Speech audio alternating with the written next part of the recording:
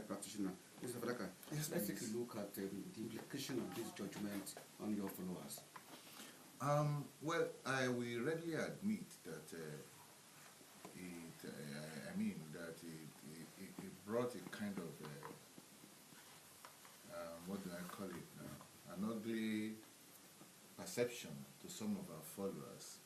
But then I must say that that is temporary too, because like the Yorubas will say that falsehood does not thrive for so long. It can only lie for some time, and within a couple of days, such lies are always taken care of. So by and large, we've been talking to our members, and even the general public too has been calling. We've been discussing with them, and I want to use this opportunity again to reinforce the fact that the judgment is being challenged, or there is a ruling is being challenged. I want to let our people know again that Elijah Ojegede remains the candidate of the party. INEC has so pronounced him so, and INEC has even declared that it is not obeying the ruling of Justice Abank's court. We are aware that we're in politics, and again,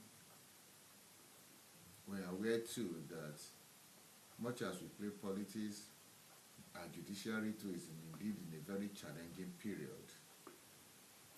I have judges, very many of them very beautiful people that have integrity, that act on the basis of integrity, and I'm aware too that we have some who embark majorly on judicial rascality.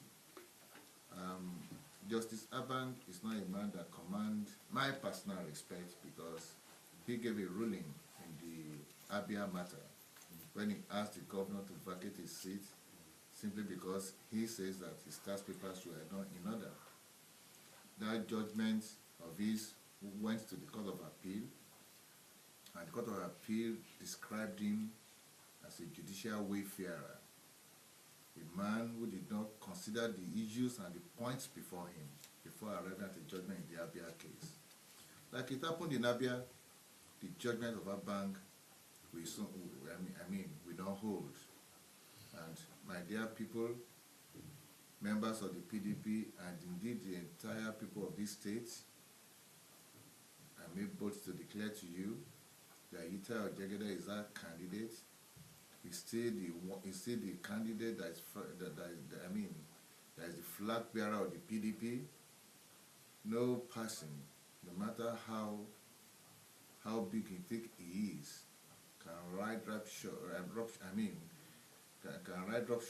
short over the interest of our party. We have picked our candidate. Elijah Ojegede remains our candidate, and I urge you people to please go on working for the victory of our party.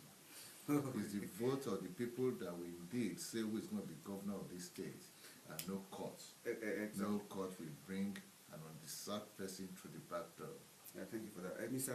Barrister Benga Akmoyo, in the face of the law, what other opportunities, what other chances open for PDP in this case to actually pursue the case?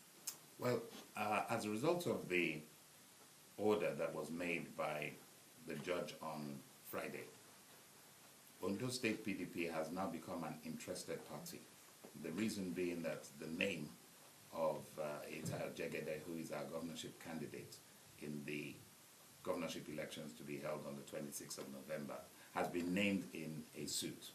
So the onus is now upon us to take, first of all, remedial judicial processes to ensure that that order is not sustained. Now, we do that by, first of all, seeking what's called an injunction to prevent any of the parties moving forward in the legal process. The effect of that injunction will mean that everything remains as it was. That will be done first working day. Because this judgment came out on Friday, so we'll proceed with that first thing on Monday morning. And the effect of that is that INEC cannot change anything. either for or against, until the real matter is heard. And again, let me quickly point this out. The proceedings before Justice Abang is the kind of thing that you get in what we call Jankara court. Now, let me say this now.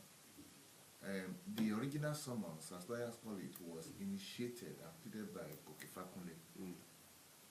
That is, he wrote the summons to the court that this is the issues in contention. The same Koki Fakunle who wrote that on behalf of the plaintiffs appeared in the course of the court proceedings as a counsel to the second defendant. That is, you as a lawyer to somebody initiating a case, you suddenly turn to a defendant, to the counsel of the second defendant. And again, Ajibola Oluyede again took part in the case. One of the, initiated one of the points of the case before Abang again. You know, or rather his chambers initiated it. And he again appeared for another defendant in the case. It's the kind of case that all these criminal Lagos landlords do when they take their tenants to court. They bring somebody to come and represent the tenant while the tenant is not being informed of what they are doing. That is the kind of criminality that happened in our bank's court. And I think the NJC should take a look at the way the guy has been running his court. And again, I'm surprised that the last sting operations spared somebody like Abang. So the question is, who is Abang really working for? Mr. Falaka, let's just leave that and quickly go to other thing that happened last week. The deputy governorship candidate of PDP emerged in person of Prince Olamafo. Why would you say the party leadership went for Prince Mafo? Well, our party is indeed a big party, and is a party that is painstaking, absolutely painstaking in arriving at its conclusions. It might take some time in coming, but when eventually it comes, it addresses all contending forces within the party. John Mafo has always been a member of the PDP. He has not joined any other political party apart from the PDP since this republic started. He has remained so loyal to the party, and he is vastly experienced too. John Mafo has served as liaison officer for the government of Ondo State in Abuja. He has served as Commissioner for Information, Commissioner for Youth and Sports at times past. He has even been appointed recently as Special Advisor and later the Chairman of the Football Agency. And the good thing about it is that every assignment that John Mafo has been saddled with since he's been in politics, he has discharged so passionately and very absolutely competent, in a very competent manner, that giving him further responsibility, may not be an issue, because one, we are convinced of his ability to perform, we are convinced of his ability to deliver, and we are convinced of his... Could that be the only reason? Because also I know quite well that the governorship candidate of AD is from the same government where he is from. Well, you are bringing political calculation into it. But I must let you know that apart from having been a technocrat in government, John Mafo is equally a grassroots politician. And since you mentioned my dear friend, that is the candidate of the AD, John Mafo has been one of those that was behind him when the guy was, when Shola was really riding high. And you know, Shola went his own way, and many of us that were his friends, I even promoted him then, we stayed back here. So I won't say it's like a fish out of water, but the election will determine that. He and John Mafo are from the same local government, but we did not pick John Mafo because Shola is contesting. Our party feels and believes so much that it is time to recognize the values of the Ilajes in the politics of this state. Our party feels that it is time that the Ilajes are given a notch higher than what they have ever attained in the politics of Ondo State. So we respect the people of Ilaje local government in the PDP. We value them so much, and it played a major role in making Jamafo the deputy governor. Not because anybody. I appreciate that explanation. Just before we leave now, Barrister, would you say that in this case, as a lawyer, PDP has hope? Oh, we hope in what sense? In victorious in this legal battle. Oh, the legal battle, without a shadow of doubt. Right from the outset, we've looked at all the legal issues. We know we're on very safe ground. We were on safe ground when Koroyev came with his judgment. We didn't bat an eyelid. We are even on safer grounds, given the background to the proceedings that were issued that led to the judgment on Friday. And during the course of this week, where people will understand that proper judgments, rulings come from properly considered cases in a courtroom where a judge is doing his job properly.